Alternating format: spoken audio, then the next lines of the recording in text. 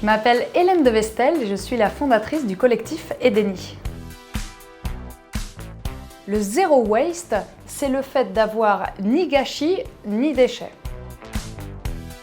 Chaque Français génère à peu près 600 kg de déchets annuels. Et puis dans le monde, on estime que 99% des ressources qui vont être puisées, sorties de la Terre, vont devenir des déchets en moins de 42 jours.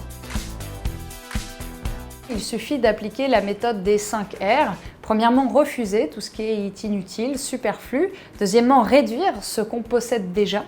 Troisièmement, réutiliser, repenser ce qui est et qui peut être loué par exemple, plutôt que possédé. Ensuite, quatrièmement, on va recycler, même si le recyclage n'est pas une fin en soi. Et puis ensuite, cinquièmement, revendiquer. C'est tellement important de pouvoir en parler entre nous et surtout de ne pas rester isolé. C'est simplement un changement de paradigme, une manière de faire différemment, mais pas forcément plus compliquée.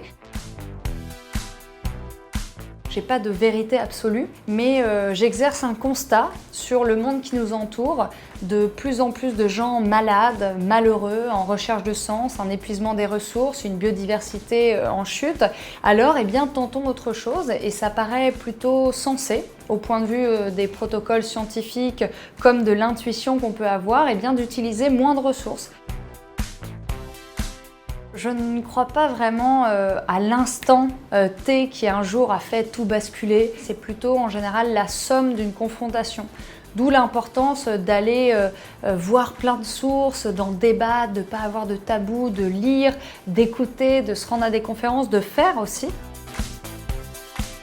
Alors ce manifeste, l'urgence de la cohérence, on l'a construit sur plus d'1 an avec les 5000 heures de recherche qu'on a effectuées avec des experts, des neuroscientifiques, des climatologues, des psychologues, qui chacun avait un petit bout d'une solution, d'alternative qui était possible pour améliorer notre quotidien et la société tout entière, parce qu'à sa petite échelle, on ne fera pas grand-chose, mais tous ensemble, oui. Cette cohérence, elle va permettre de pouvoir mettre en lien tous les acteurs de la société et de ne pas justement penser l'exclusion en pensant qu'il y a uniquement un secteur ou une action magique qui ferait que tout rentrerait dans l'ordre. L'important, c'est de pouvoir prendre du recul, quelque part sortir de la matrice qui nous met des œillères avec uniquement la société de consommation capitaliste telle qu'on la connaît aujourd'hui. C'est Antoine de Saint-Exupéry, notamment avec cette phrase « Le futur souhaitable, vous n'avez pas à le prévoir, à l'imaginer, mais à le permettre ». Alors peu importe ce qui nous attend, permettons ce futur souhaitable.